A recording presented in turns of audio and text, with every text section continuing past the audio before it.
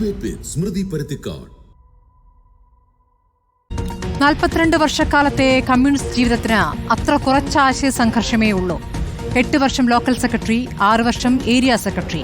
പാർട്ടിക്ക് ഐക്യവും പണവും ഉണ്ടാക്കിക്കൊടുത്തുവെന്ന് പറയുന്ന മധു മുല്ലശ്ശേരി മംഗലപുരം ഏരിയ സെക്രട്ടറി പദം നഷ്ടപ്പെട്ട ഉടൻ ഇറങ്ങിപ്പോവുകയാണ്. വളരെ പെട്ടെന്ന് മോദിയിൽ ആകർഷനാവുകയാണ്. നാളെ BJP അംഗത്വമെടുക്കുകയാണ്. അദ്ദേഹം ഏരിയ സെക്രട്ടറി കസേരയിൽ ഇരുന്നുകൊണ്ട് BJPയുമായി ആലോചനകൾ നടത്തിയെന്ന് പറഞ്ഞത് ജില്ലാ സെക്രട്ടറിയാണ്. അപ്പോൾ അറിഞ്ഞുകൊണ്ട് മിണ്ടാതിരുന്നോ ഇത്രകാലം ജില്ലാ സെക്രട്ടറി? ചുവപ്പിൽ നിന്നും കാവിക്കൂടാരത്തിലേക്കുള്ള ദൂരം കുറയുകയാണ്. ചോദ്യമിതാണ്, കാവിക്കൂട്ട് അറിഞ്ഞു?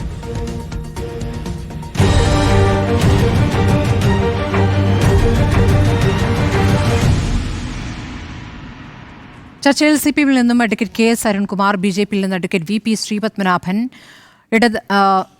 കോൺഗ്രസ് സഹയാത്രികൻ N ശ്രീകുമാർ, ഒപ്പം തന്നെ മധു മുല്ലശ്ശേരിയും അല്പസമയത്തിനകം പ്രതീക്ഷിക്കുന്നു. ആദ്യം അഡ്വക്കേറ്റ് KS അരുൺകുമാർ, 8 വർഷം ഏരിയ സെക്രട്ടറി, 6 വർഷം ഏരിയ സെക്രട്ടറി, 8 വർഷം ബ്രാഞ്ച് സെക്രട്ടറി, ഈ നിലയിൽ പ്രവർത്തിച്ച ലോക്കൽ സെക്രട്ടറി, ഈ നിലയിൽ പ്രവർത്തിച്ച ആളാണ് ഇപ്പോൾ BJPയിലേക്ക് നാളെ അംഗത്വം എടുക്കാൻ പോകുന്നത്. അദ്ദേഹം അംഗത്വം എടുക്കുമ്പോൾ ജില്ലാ സെക്രട്ടറിക്കെതിരെ ആരോപണങ്ങൾ ഉന്നയിക്കുന്നതിനൊപ്പം BJPയിലേക്ക് ആകൃഷ്ടനായി എന്ന കാര്യവും വിശദമാക്കുന്നുണ്ട്. അപ്പോൾ ജില്ലാ സെക്രട്ടറിയുടെ പ്രതികരണം ഇതിനകം വന്നു കഴിഞ്ഞല്ലോ. BJPയുമായി ഏരിയ സെക്രട്ടറിയായി ഇരിക്കുന്ന ഘട്ടത്തിൽ തന്നെ ചർച്ചകൾ നടത്തിയെന്നതിൻ്റെ സൂചനകൾ ലഭിച്ചിരുന്നു എന്ന്. അപ്പോൾ ആ സൂചനകൾ ലഭിച്ചപ്പോൾ എന്താണ് പാർട്ടി അനങ്ങാതിരുന്നത്, അരുൺകുമാർ?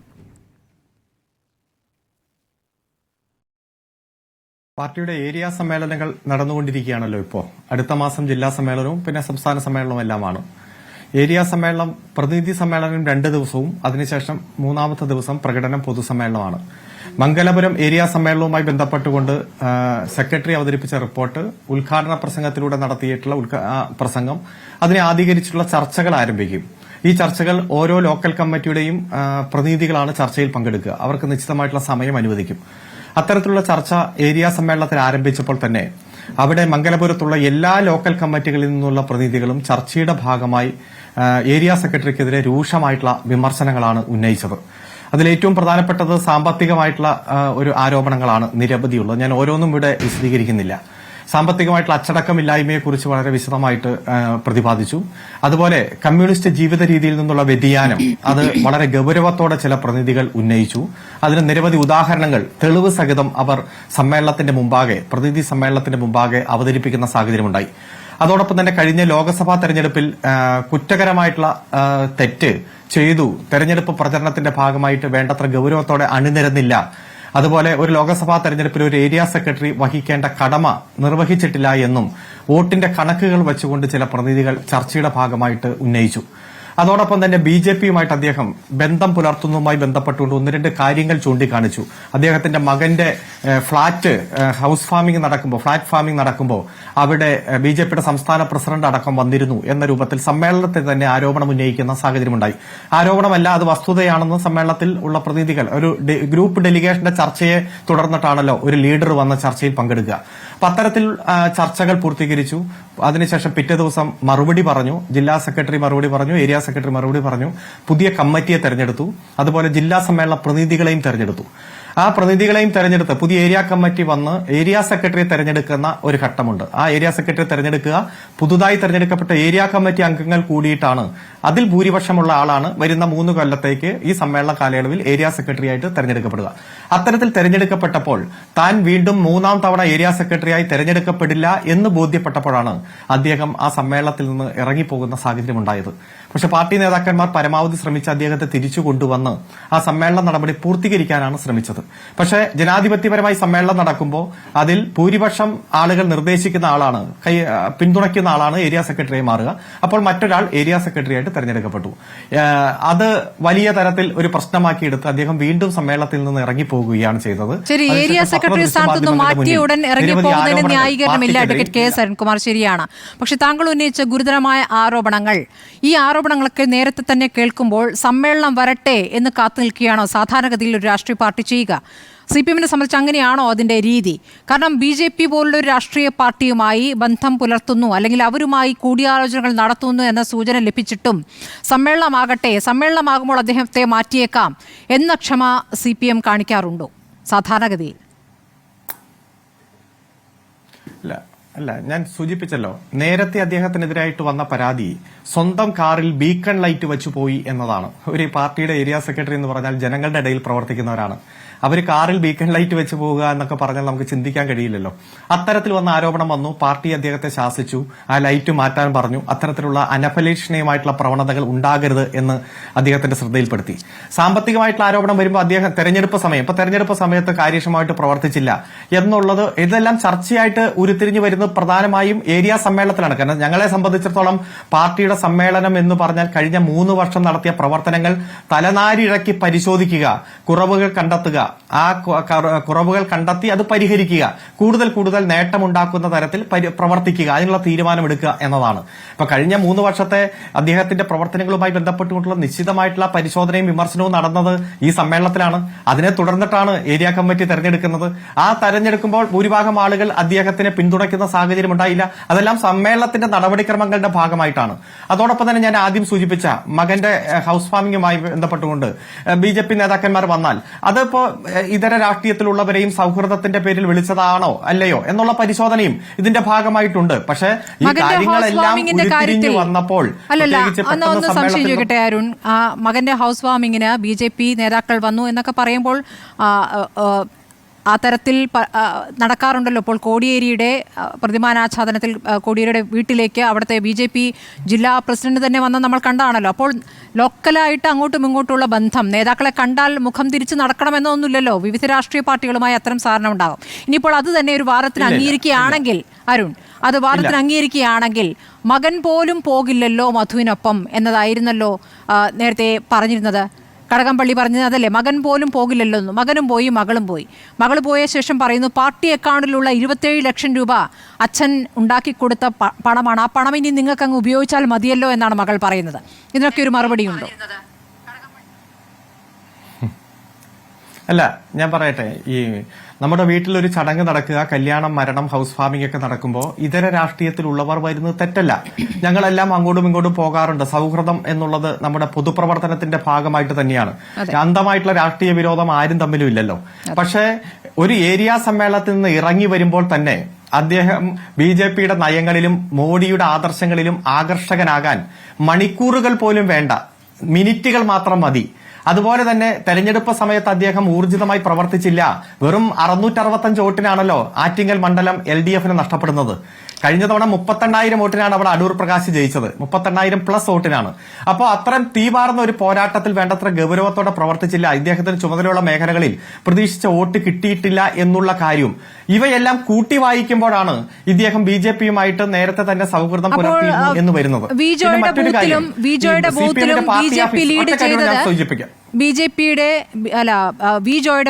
BJP ലീഡ് ചെയ്തു എന്നുള്ള മറുപടി അപ്പുറത്ത് മധു നൽകുന്നുണ്ട്. അതിനെന്താണ് താങ്കൾക്ക് പറയാനുള്ളത്? അതോടൊപ്പം തന്നെ BJPയും CPM തമ്മിൽ 2000 വോട്ടിന് വ്യത്യാസമേ ഉള്ളൂ എന്ന കാര്യം അദ്ദേഹം ഓർമ്മിപ്പിക്കുകയാണ്. അപ്പോൾ അതിനും ഉത്തരവാദി മധു ആണോ? അല്ല, അതിലേക്ക് വരാം. ഞങ്ങളെ സംബന്ധിച്ചിടത്തോളം ഞങ്ങളുടെ പാർട്ടി ഓഫീസ് നിർമ്മിക്കുക എന്നൊക്കെ പറഞ്ഞാൽ ഓരോ സഖാക്കൾ, അത് പല തട്ടിലുള്ള സഖാക്കൾ പോലും അവരുടെ വരുമാനത്തിന്റെ വിഹിതവും മറ്റു കാര്യങ്ങളും കൊടുത്തുകൊണ്ട് തന്നെയാണ് ഓഫീസ് നിർമ്മിക്കുക. അതിൽ കെട്ടിട നിർമ്മാണ തൊഴിലാളി ഉണ്ടാവും, ചുമട്ടുതൊഴിലാളി ഉണ്ടാവും, മീൻ കച്ചവടക്കാരുണ്ടാവും, മറ്റെല്ലാ തരത്തിലുള്ള എല്ലാ സർവീസ് സംഘടനകളിലുള്ളവരുണ്ടാകും. അത്തരത്തിൽ ഓഫീസ് നിർമ്മാണവുമായി ബന്ധപ്പെട്ടുകൊണ്ട് പണശേഖരണത്തിലടക്കം ഉണ്ടായിട്ടുള്ള കുറ്റകരമായിട്ടുള്ള വീഴ്ചയും ഈ സമ്മേളനത്തിൽ ചർച്ചയുടെ ഭാഗമായിട്ട് ഉരുത്തിരിഞ്ഞു വന്നു. അതുപോലെ തന്നെ ഒരു പ്രോപ്പർട്ടി പാർട്ടി ഓഫീസിനായിട്ട് മേടിക്കുമ്പോൾ അത് ജില്ലാ കമ്മിറ്റിയുമായിട്ട്, മുഗൾ കമ്മിറ്റിയായിട്ട് ആലോചിച്ച് ജില്ലാ സെക്രട്ടറിയുടെ പേരിലാണ് പ്രോപ്പർട്ടി മേടിക്കുക. ഒരു ഘട്ടത്തിൽ പോലും ജില്ലാ കമ്മിറ്റിയായിട്ട് ഇദ്ദേഹം ആലോചിച്ചില്ലെന്നും ആ ഭൂമി വാങ്ങിച്ചതിൽ വരെ പലതരത്തിലുള്ള ആരോപണങ്ങൾ ഈ ചർച്ചയുടെ ഭാഗമായി വന്നു. ഓരോ ചർച്ചയും ഞാനിവിടെ പറയുന്നില്ല. അപ്പൊ അത്തരത്തിലുള്ള സാഹചര്യങ്ങളെല്ലാം കൂട്ടി വായിക്കുമ്പോൾ കൃത്യമായി മനസ്സിലാകുന്നത് കമ്മ്യൂണിസ്റ്റ് ജീവിത രീതിയിൽ നിന്നുള്ള വ്യതിയാനം അദ്ദേഹത്തിന് വളരെ നേരത്തെ തന്നെ വന്നിരുന്നു എന്നതാണ് ബോധ്യപ്പെടുന്നത്. അപ്പോ ആ സാഹചര്യങ്ങളെല്ലാം ഗൗരവത്തോടെ സമ്മേളനം ചർച്ച ചെയ്തതിന്റെ ഭാഗമായിട്ടാണല്ലോ പൊതുവെ ഒരു വികാരം സമ്മേളനത്തിലുണ്ടായത്. രണ്ടാമത് എന്നോട് ചോദിച്ച കാര്യം, വലിയ തരത്തിൽ എവിടെയെങ്കിലും വോട്ട് കുറഞ്ഞതിന് ഇദ്ദേഹമാണ് ഉത്തരവാദി എന്നല്ല പറയുന്നത്. കാരണം ഇദ്ദേഹം ഒരു ബ്രീത്തിങ് ടൈം പോലും കൊടുക്കാതെ മോഡിയുടെ ആദർശങ്ങളിൽ ആകർഷകനായി മാറുക എന്നത്. ഇപ്പൊ 2-3 ദിവസം മുമ്പ് ആലപ്പുഴയിൽ ഒരു നേതാവ് പോയില്ലോ, ഗാർഹിക പീഡനത്തിന് പാർട്ടിക്ക് പരാതി കിട്ടുന്നു, സ്വന്തം ഭാര്യ തന്നെ പരാതി കിട്ടുന്നു. ആ ഭാര്യയുടെ പരാതി പരിശോധിച്ച് അത് ശരിയാണെന്ന് ബോധ്യപ്പെട്ടപ്പോ 6 മാസം സസ്പെൻഡ് ചെയ്തു. പിന്നെ തിരിച്ചു വന്ന് പാർട്ടി അംഗമായി. പെട്ടെന്ന് തന്നെ തനിക്ക് വളർച്ച വേണമെന്ന് പറഞ്ഞു, അല്ല ബ്രാഞ്ചിൽ പ്രവർത്തിക്കാൻ പറഞ്ഞു. അദ്ദേഹവും ഒറ്റ ദിവസം കൊണ്ട് ശ്രീ നരേന്ദ്രമോദിയുടെ ആദർശങ്ങളിൽ ആകർഷകനായി വികസന നായകനായ മോഡി എന്ന് പറയുന്ന നമ്മൾ കണ്ടത്. അപ്പൊ ഇത്തരത്തിൽ പെട്ടെന്ന് അങ്ങനെ വരുമ്പോ അതിന് പിന്നിലുള്ള കാര്യങ്ങൾ വിപിൻ സി ബാബുവിനെതിരെ കേസെടുക്കാൻ 6 മാസം മുമ്പ് സസ്പെൻഡ് ചെയ്ത് പിന്നീട് തിരിച്ചു വന്ന് പാർട്ടിയിൽ പ്രവർത്തിച്ചുകൊണ്ടിരുന്ന വിപിൻ സി ബാബു BJP-യിലേക്ക് പോയി 2 ദിവസം കഴിഞ്ഞപ്പോൾ അയാൾക്കെതിരെ കേസെടുക്കുന്നു. അതെങ്ങനെയാണ് വിശദീകരിക്കുക? അല്ല, എന്റെ ശ്രദ്ധയിലില്ല. ഞാൻ മനസ്സിലാക്കുന്നത് അദ്ദേഹത്തിന്റെ ഭാര്യ മിനീസ ജബ്ബാർ അഡ്വക്കേറ്റ് ആണ്. അവർ കൊടുത്ത നിരവധി പരാതികൾ, ഗാർഹിക പീഡനവും ഫാമിലി കോടതിയിൽ നിലനിൽക്കുന്ന വ്യത്യസ്തങ്ങളായിട്ടുള്ള പരാതികളും കേസുകളും എല്ലാം നിലനിൽക്കുന്നുണ്ട്. അത്തരത്തിലുള്ള കേസുകളാണ് അദ്ദേഹത്തിനെതിരെ ഉള്ളത് എന്നതാണ് ഞാൻ മനസ്സിലാക്കുന്നത്. കാരണം ഇവരെല്ലാം ഒരു പരാതി പാർട്ടിയുടെ മുന്നിൽ കിട്ടിയാൽ ഏതായാലും പൊതുപ്രവർത്തകർ എന്ന് പറഞ്ഞാൽ ആദ്യം അവരുടെ വീട്ടിൽ ഒരു ജീവിത രീതി, ഏറ്റവും സത്യസന്ധമായിട്ടുള്ള ജീവിത രീതി പുലർത്തണമല്ലോ. ഗൗരവമായിട്ടുള്ള പരാതി കിട്ടുമ്പോൾ പാർട്ടിയുടെ മുന്നിൽ പരാതി വന്നാൽ ഗൗരവമായിട്ട് തന്നെ പാർട്ടി അത് പരിശോധിക്കും. പോലീസിലൊന്ന് പരാതി കൊടുത്തിരുന്നു. കോടതി വരെ എത്തിയ കേസാണ്. അത് വിപിൻ സി ബാബുവും നേരത്തെ പ്രതികരിച്ച കാര്യമാണ്. ഞാൻ ചോദിച്ചത്, ഇപ്പോൾ വീണ്ടും ഒരു കേസ് എന്ന് കേൾക്കുമ്പോൾ പാർട്ടിയിൽ നിന്ന് പുറത്തു പോയതിന് തൊട്ട് പിന്നാലെ ഈ കേസ് വരുന്നതിനെ കുറിച്ചാണ് ഞാൻ ചോദിച്ചത്. അല്ല, അത് എന്റെ ശ്രദ്ധയിലില്ല. ഞാൻ ഇപ്പോൾ നടക്കുന്ന വാർത്ത ഞാൻ പറഞ്ഞല്ലോ, അത് എന്റെ ശ്രദ്ധയിലില്ല എന്ന് പറഞ്ഞല്ലോ. ഞാൻ അന്വേഷിച്ചിട്ട് പറയാം. ഒറ്റ കാര്യം, ശ്രീ ബിപിൻ സി ബാബു പാർട്ടിയിൽ നിന്ന് പോയ ദിവസം, BJP-യിൽ ചേർന്ന ദിവസം, അദ്ദേഹം താമസിക്കുന്ന പഞ്ചായത്തിലെ അദ്ദേഹത്തിന്റെ ബ്രാഞ്ചിലെ മുഴുവൻ പാർട്ടി അംഗങ്ങളും അദ്ദേഹത്തിന്റെ ഭാര്യയുടെ നേതൃത്വത്തിൽ കേക്ക് മുറിച്ച് ആഘോഷിച്ചു. കാരണം എല്ലാവരും വളരെ സന്തോഷത്തോടെ. കാരണം ഒരാൾ പോലും അദ്ദേഹത്തിന്റെ കൂടെ ആ പഞ്ചായത്തിൽ നിന്നോ ഏരിയയിൽ നിന്നോ BJP ചേരാൻ പോയില്ല. കാരണം അദ്ദേഹം പോയത് അത്ര നല്ലത് എന്ന് വിചാരിക്കുന്നവരായി അവിടുത്തെ ആളുകൾ മാറി. അപ്പോ ഞാൻ മറ്റൊന്നും പറയുന്നില്ല, കാരണം വ്യക്തിപരമായിട്ടുള്ള ആരോപണം ഉന്നയിക്കാനുള്ള വേദിയായിട്ട് ഞാനിത് ഉപയോഗിക്കുന്നില്ല. കാരണം പാർട്ടിയിൽ നിൽക്കുമ്പോൾ പാർട്ടി അച്ചടക്കത്തിനും മാനദണ്ഡങ്ങൾക്കും അനുസരിച്ച് മുന്നോട്ട് പോകണം. കമ്മ്യൂണിസ്റ്റ് ജീവിത രീതിയിലുള്ള ജീവിത ശൈലി തുടരുകയും വേണം. അതിൽ നിന്ന് വ്യതിചലനം ഉണ്ടാകുമ്പോൾ കൃത്യമായിട്ട് പാർട്ടി കൃത്യമായിട്ടുള്ള പരിശോധനയും ഇടപെടലും നടത്തും. ആജീവനാന്തം പാർട്ടിയുടെ ഏതെങ്കിലും സ്ഥാനം വഹിച്ചുകൊണ്ടിരിക്കാം എന്ന് ആരും ആഗ്രഹിക്കുന്നത് ശരിയല്ലല്ലോ. ഇപ്പൊ 3 കൊല്ലം ഏരിയ സെക്രട്ടറി ആയിരുന്ന ആൾ ഏരിയ സെക്രട്ടറി സ്ഥാനത്തേ മാറിയിട്ടുള്ളൂ, ഏരിയ കമ്മിറ്റി അംഗമായിട്ട് തെരഞ്ഞെടുത്തിരുന്നു. അപ്പോൾ അത് എനിക്ക് അനുവദിക്കാൻ കഴിയില്ല, എനിക്ക് വീണ്ടും തുടരണം എന്ന് പറയുന്ന ഒരു സാഹചര്യം. ആ സമയത്ത് മോഡി ഭയങ്കര വികസന നായകനാണ്, CPM ആകെ പ്രശ്നമാണ്, BJP വളരെ നല്ല പാർട്ടിയാണെന്ന് നിമിഷ നേരം കൊണ്ട് തോന്നുമ്പോൾ ജനങ്ങൾക്ക് കൃത്യമായി അത് ബോധ്യപ്പെടും. മംഗലപുരത്തെ ജനങ്ങൾക്കെല്ലാം ഭൂരിപക്ഷം ആളുകൾക്കും അത് ബോധ്യപ്പെട്ടിട്ടുണ്ട് എന്ന് തന്നെയാണ് മനസ്സിലാക്കുന്നത്. ശരി, അഡ്വക്കേറ്റ് VP ശ്രീപത്മനാഭൻ, നിങ്ങൾക്ക് പാർട്ടിയിലേക്ക് ആളുകളെ എടുക്കുന്നതിനുള്ള മാനദണ്ഡം എന്താണ്? ഇപ്പോൾ സ്ത്രീ പീഡന, ലൈംഗിക പീഡന ആരോപണത്തിൽപ്പെട്ടവരായാലും പോട്ടെ, ഇനി അതല്ല ഇപ്പോൾ സാമ്പത്തിക തിരിമറി ആരോപണത്തിൽപ്പെട്ടവരായാലും പോട്ടെ, മറ്റു പാർട്ടിയിലെ പ്രധാനപ്പെട്ട സ്ഥാനങ്ങളിലൊക്കെ നിൽക്കുന്നവരാണെങ്കിൽ ഇങ്ങോട്ട് പോന്നോട്ടെ എന്നതാണോ? അങ്ങനെയാണോ വാതിൽ തുറന്നിട്ടിരിക്കുന്നത്?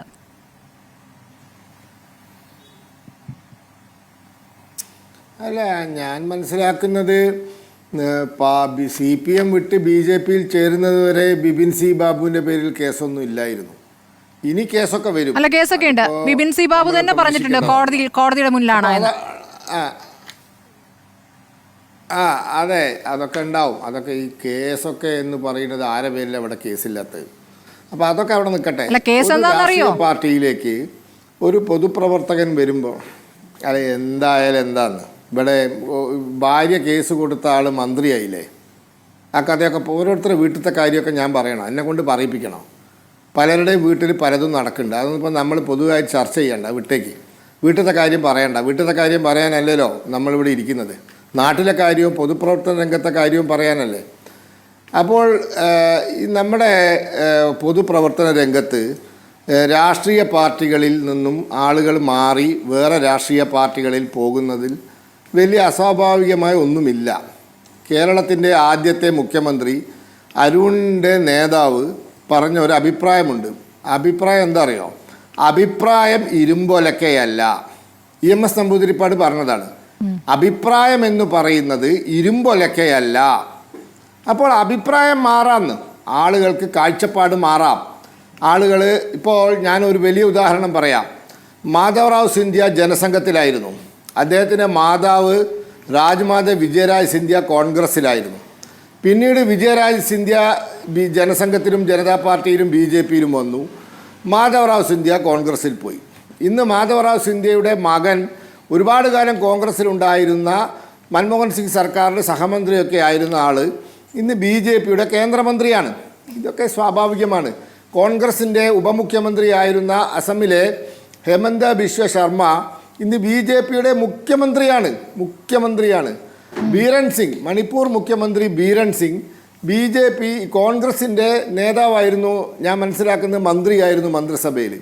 ഇന്ന് അദ്ദേഹം BJPയുടെ മുഖ്യമന്ത്രിയാണ്. അങ്ങനെ ഈ രാജ്യത്ത് ഒരുപാട് ആളുകൾ അങ്ങോട്ടും ഇങ്ങോട്ടൊക്കെ രാഷ്ട്രീയം മാറാറുണ്ട്. ഇതൊക്കെ സ്വാഭാവികമാണ്. ഈ തമിഴ്നാട്ടിൽ ഇപ്പോൾ ഞാൻ ചോദിക്കട്ടെ, DMK കേന്ദ്രത്തിൽ BJPയുമായി സഹകരിച്ചിട്ട് കേന്ദ്ര സർക്കാരിൽ പങ്കാളിയായിട്ടില്ലേ? ADMK ആയിട്ടില്ലേ? അതൊക്കെ സ്വാഭാവികമാണ്. കുമാരസ്വാമി കോൺഗ്രസുമായി സഹകരിച്ച് മുഖ്യമന്ത്രിയായിട്ടില്ലേ? ഇപ്പോൾ അദ്ദേഹം മോഡിയുടെ മന്ത്രിസഭയിൽ മന്ത്രിയല്ലേ? ലാൽകൃഷ്ണ അഡ്വാനിജി പറഞ്ഞ ഒരു കാര്യമുണ്ട്, രാഷ്ട്രീയത്തിന് ശത്രുക്കളില്ല, എതിരാളികളേ ഉള്ളൂ. രാഷ്ട്രീയത്തിന് ശത്രുക്കളൊന്നുമില്ല. ഇന്ത്യ പാകിസ്ഥാനൊന്നുമല്ല നമ്മളും മറ്റു രാഷ്ട്രീയ പാർട്ടികളും. അപ്പോൾ സ്വാഭാവികമായി രാഷ്ട്രീയ അഭിപ്രായങ്ങൾ, കാഴ്ചപ്പാടുകൾ മാറുമ്പോൾ ആളുകൾ പാർട്ടി വിട്ട് വേറെ പാർട്ടി പോകും. പിന്നെ ഒരു പാർട്ടി വിടാൻ കാഴ്ചപ്പാട് മാത്രമായിരിക്കില്ല, ചിലപ്പോൾ ആ പാർട്ടിക്കുള്ളിലെ അഭിപ്രായ വ്യത്യാസങ്ങൾ, അവിടെ ഉണ്ടായ ചില പോകാൻ പറ്റാത്ത സാഹചര്യം, അതൊക്കെ ആയിരിക്കാം, സ്വാഭാവികമാണ്. പലതുമാവാം, പല വിഷയങ്ങളുമാവാം. ആരും രാഷ്ട്രീയത്തിൽ വരുന്നത് മോക്ഷം കിട്ടാനല്ലോ. ഒരുപാട് കസേരകൾ ഇങ്ങനെ കിടക്കുകയാണോ വരുന്നവർക്കൊക്കെ കൊടുക്കാൻ? അല്ല, ഞങ്ങളെ കൈവശം ഉള്ളത് ഓരി വെക്കാം, ഉള്ളത് കൊണ്ട് ഓണം പോലെ ആക്കാം. അതാണ് ഞങ്ങളുടെ കാഴ്ചപ്പാട്. ഇവർക്കൊന്നും വേണ്ടി പുതിയ കസേരയിലൊന്നും ഇരുത്താതിരുന്നോണ്ട് ഒരാൾ കോൺഗ്രസിലേക്ക് പോയിട്ടുണ്ട്, വർഗീയത വിട്ട ഒരാൾ പോയിട്ടുണ്ട്. പോയിക്കോട്ടെ എന്ന് ഒരു കുഴപ്പമില്ല. അതൊക്കെ രാഷ്ട്രീയത്തിൽ സ്വാഭാവികമാണ്. BJPയിൽ നിന്ന് എത്ര ആൾ കോൺഗ്രസ് പോയിട്ടുണ്ട്? BJPയിൽ നിന്നും ഒരുപാട് ആൾക്കാർ, സന്ദീപ് വാര്യർ മാത്രമൊന്നുമല്ല, എത്രയോ ആൾക്കാർ കോൺഗ്രസ് പോയിട്ടുണ്ട്. ഞാൻ വേണമെങ്കിൽ മന്ത്രിയായ ആൾക്കാരെ പേര് വരെ പറയാം, തിരിച്ചിങ്ങോട്ട് വന്നിട്ടുണ്ട്. അതൊക്കെ സ്വാഭാവികമാണ്. ഇതൊക്കെ രാഷ്ട്രീയത്തിൽ, ജനാധിപത്യത്തിൽ, പാർലമെന്ററി ജനാധിപത്യത്തിൽ ഇതൊക്കെ സ്വാഭാവികമാണ്. അതായത് പ്രത്യേകിച്ചൊരു മാനദണ്ഡമില്ല അല്ലേ? അതിൽ പ്രത്യേകിച്ചൊരു മാനദണ്ഡമില്ല. പ്രത്യേകിച്ച് ഈ 42 വർഷക്കാലത്തെ കമ്മ്യൂണിസ്റ്റ് ജീവിതം പറയുമ്പോഴും മധു മുല്ലശ്ശേരിക്ക് നല്ല ബന്ധം BJP നേതാക്കളുമായി ഉണ്ടായിരുന്നു എന്നുള്ളത് കുറച്ചുകൂടി കാര്യങ്ങൾ എളുപ്പമാക്കിയിട്ടുണ്ടോ? അല്ല, ഇതിനൊരു മാനദണ്ഡമേ ഉള്ളൂ. എവിടെയാണോ നിൽക്കുന്നത് അവിടെ മര്യാദയ്ക്ക് നിൽക്കുക. അയാൾ നിൽക്കുന്ന സ്ഥലത്ത് മര്യാദയ്ക്ക് നിൽക്കാൻ പറ്റില്ലെങ്കിൽ അത് വിട്ടുപോവുക. മനസ്സിന് സുഖമില്ലാതെ, പരസ്പരം യോജിപ്പില്ലാണ്ട് ഒരു സ്ഥലത്ത് നിന്നിട്ട് കാര്യമില്ല. BJPയിൽ ഒരാൾക്ക് BJPയുമായി യോജിച്ച് പോകാൻ പറ്റുന്നിടത്തോളം കാലം ഇതിൽ നിൽക്കുക. BJPയുമായി യോജിക്കാൻ സാധിക്കാത്തൊരു സാഹചര്യം വന്നാൽ വിഷമം കടിച്ചമർത്തി, അഭിപ്രായ വ്യത്യാസം കടിച്ചമർത്തി, ഇതിൽ മാനസിക പിരിമുറുക്കത്തോടുകൂടി ഇതിൽ നിൽക്കുന്നതിൽ അർത്ഥമില്ലല്ലോ. ഇപ്പോൾ പുതിയ പാർട്ടി അദ്ദേഹത്തിന് യോജിക്കാവുന്ന രാഷ്ട്രീയ പാർട്ടിയിൽ പോകാം, അല്ലെങ്കിൽ പൊതുപ്രവർത്തനം അവസാനിപ്പിക്കാം. അതൊക്കെ ആ വ്യക്തി തീരുമാനിക്കണം. അതുകൊണ്ട് അദ്ദേഹത്തിന് CPMൽ നിൽക്കാൻ ഇനി താല്പര്യമില്ല, മാനസികമായി പൊരുത്തപ്പെടാൻ സാധിക്കുന്നില്ല. അദ്ദേഹം CPM വിട്ടു. അദ്ദേഹത്തിന് BJPയുമായി യോജിക്കാൻ സാധിക്കുമെങ്കിൽ അദ്ദേഹത്തിന് വരാം, സ്വാഗതം ചെയ്യുന്നു, അദ്ദേഹത്തെ ഞങ്ങളെ പാർട്ടിയിലെടുക്കും. അത് ഇവിടെ അദ്ദേഹത്തിന് യോജിച്ച് പോകാൻ പറ്റാവുന്നിടത്തോളം കാലം അദ്ദേഹത്തിന് ഇവിടെ നിൽക്കാം, അത്രയേ ഉള്ളൂ. ഇതിൻ്റെ പേരിൽ ഇനി നാളെ അയാളെ വെട്ടാനും കുത്താനൊന്നും ആരും പോണ്ട. 51 വെട്ടാനും മഷാള്ള സ്റ്റിക്കർ ഒട്ടിച്ച കാറൊന്നും ആയിട്ട് ആരും പോണ്ട. അതൊക്കെ വിവരക്കേടാണ്. അങ്ങനത്തുള്ള കാര്യങ്ങൾ ചെയ്യാതിരിക്കുക. ഞങ്ങളെ പാർട്ടിയെ വിട്ടുപോയ കണ്ണൂർ ജില്ലയിലെ പല പ്രമുഖരുമായിട്ടും ഞങ്ങൾക്കിപ്പോഴും സൗഹൃദ ബന്ധമുണ്ട്. വ്യക്തിപരമായ സൗഹൃദത്തിന് ഒരു ദോഷവുമില്ല. കണ്ടാൽ ലോക്യം പറയും, കല്യാണത്തിന് പോകും, മരിച്ചാൽ പോകും, സൗഹാർദ്ദമുണ്ട്. അത് നിലനിർത്തിക്കൊണ്ട് തന്നെ രാഷ്ട്രീയ അഭിപ്രായ വ്യത്യാസമാവാം. അഡ്വാനിജി പറഞ്ഞത് ഒരിക്കൽ കൂടി ഞാൻ ആവർത്തിക്കാം, രാഷ്ട്രീയത്തിൽ ശത്രുക്കളില്ല, എതിരാളികളേ ഉള്ളൂ. ശരി ശ്രീകുമാർ, സാധാരണഗതിയിൽ BJPയിൽ നിന്ന്, കോൺഗ്രസിൽ നിന്നാണ് BJPയിലേക്ക് കൂടുതൽ പേർ പോയിരുന്നത്. ഇന്നത്തെ കോൺഗ്രസ്, നാളത്തെ BJP എന്നൊരു പറച്ചിൽ കൂടി ഉണ്ടായിരുന്നു. ഇപ്പോൾ CPMൽ നിന്നും BJPയിലേക്ക് ആളുകൾ പോകുമ്പോൾ അതിനെങ്ങനെയാണ് നിങ്ങൾ കാണുന്നത്? CPMൽ നിന്ന് BJPയിലേക്ക് ആളുകൾ പോകുമ്പോൾ CPM കൂടുതൽ ദുർബലമാകും. അങ്ങനെ CPM ദുർബലമാകുന്നത് കേരളത്തിലെ തിരഞ്ഞെടുപ്പ് രംഗത്ത് കോൺഗ്രസിൻ്റെ തിരഞ്ഞെടുപ്പ് ശത്രു എന്ന് പറയുന്നത് CPM ആണ്. അപ്പോൾ അവർക്കുണ്ടാകാവുന്ന അവർ ദുർബലരാകുന്നത് കോൺഗ്രസ്സിന് ഇഷ്ടപ്പെടുന്ന കാര്യമാണ്, സംശയമൊന്നുമില്ല. അതൊരു രാഷ്ട്രീയമായ ഒരു മര്യാദയുടെ ഭാഗമായിട്ടുള്ള നിരീക്ഷണമാണ്. BJPയിലേക്ക് CPM പോകുമ്പോൾ കേരളത്തിലെ CPM മുമ്പ് പറഞ്ഞിരുന്ന കാര്യങ്ങളോട് നമ്മൾ ആലോചിക്കണം. അങ്ങനെ ഒരുപാട് വിഷയങ്ങൾ അവർ കേരളത്തിലെ CPM ആണ് BJPയെ നേരിടാൻ കരുത്തുള്ള പാർട്ടി എന്ന് പറഞ്ഞവരാണ് BJPയിലേക്ക് അവരുടെ ഏരിയ സെക്രട്ടറിയും ജില്ലാ പഞ്ചായത്ത് നേതാവുമൊക്കെ പോകുന്നത്. അപ്പോൾ അവർ ന്യായീകരണം കണ്ടെത്തുന്നത് വ്യക്തിപരമായ ചില ആരോപണങ്ങൾ ഉന്നയിച്ചാണ്. ഇവിടെ ശ്രീപത്മനാഭനാണെങ്കിൽ ഇതെല്ലാം ലഘൂകരിച്ചിട്ടാണ് പറഞ്ഞത്. പക്ഷേ സ്മൃതി, ഇത് കേരളത്തിലെ CPM നേരിടാൻ പോകുന്ന വലിയ ദുരന്തത്തിൻ്റെ തുടക്കമാണെന്ന് നമ്മൾ ഗൗരവത്തോടെ കാണണം. കാരണം ശിപ്പായി ലഹള നടന്നത് ഏത് കാലത്താണ് എന്ന് പണ്ടൊക്കെ ചോദിക്കുമായിരുന്നു. കേരളത്തിലെ CPMൻ്റെ 60 വർഷത്തെ ചരിത്രം ആരെങ്കിലും ഇക്കാലത്ത് എഴുതാൻ പോയാൽ CPMൽ ഏരിയ ലഹള നടന്ന കാലം ഏതാണ്, ഏത് വർഷത്തിലാണ്, ആരാണെന്ന് ഭരിച്ചിരുന്നതെന്നൊരു ചോദ്യം വന്നാൽ അതിന് ഉത്തരം പറയേണ്ടി വരും. കാരണം കേരളത്തിലെ 60 വർഷത്തെ CPMൻ്റെ ചരിത്രത്തിലെ ആദ്യത്തെ ഏരിയ ലഹളയാണിപ്പോൾ നടന്നുകൊണ്ടിരിക്കുന്നത്. അതൊരു പാർട്ടി വിട്ടുപോവുകയാണ് ചെയ്യുന്നത്. അപ്പോൾ അവർ പരസ്പരം ഉന്നയിക്കുന്നത് ആശയപരമായ കാര്യമല്ല, അഴിമതി കാര്യമാണ്. ജില്ലാ സെക്രട്ടറി ഏരിയ സെക്രട്ടറിക്കെതിരെ, ഏരിയ സെക്രട്ടറി ജില്ലാ സെക്രട്ടറിക്കെതിരെ. ഇവിടെ നമ്മൾ ഓർക്കേണ്ട ഒരു കാര്യം, കുറച്ച് മാസങ്ങൾക്ക് മുമ്പ് AK ബാലനാൻ തോന്നുന്നുണ്ട് CPM പൂതലിക്കാതെ നോക്കണമെന്ന് പറഞ്ഞതായിട്ട് കേട്ടു ഒരു നേതാവ്. പൂതലിക്കുക എന്ന് വെച്ചാൽ അതിൻ്റെ അർത്ഥം എന്താണെന്ന് അന്ന് കുറേ പേര് അന്വേഷിച്ചു. പൂതലിക്കുക എന്ന് വെച്ചാൽ തൃശ്ശൂർ സൈഡിലുള്ളൊരു ഭാഷയാണ്. എന്ന് വെച്ചാൽ ജീർണിക്കുക, ചെതലിൽ നിന്ന് പോവുക, അടിത്തട്ടിൽ നിന്നുള്ള ജീർണത, അതാണ് പൂതലിക്കുക എന്ന് വെച്ചാൽ. അത് വരുന്നോ എന്നൊരു ശങ്ക ഇപ്പോൾ നമുക്ക് തോന്നി തുടങ്ങിയിട്ടുണ്ട്. അത്തരമൊരു കാലഘട്ടത്തിൽ ഈ CPM ഇനി കേരളത്തിൽ ചെയ്യാൻ പോകുന്നത് എന്താണെന്നൊരു ചോദ്യം ഉയരുമ്പോഴാണ് ശ്രീ അരുൺകുമാറുടെ കമ്മ്യൂണിസ്റ്റ് ജീവിത രീതിയിലെ വ്യതിയാനമാണ് ചിലർക്കെന്ന് പറഞ്ഞത്. ശ്രീ അരുൺകുമാർ, എന്താണ് കമ്മ്യൂണിസ്റ്റ് ജീവിത രീതി എന്ന് വെച്ചാൽ?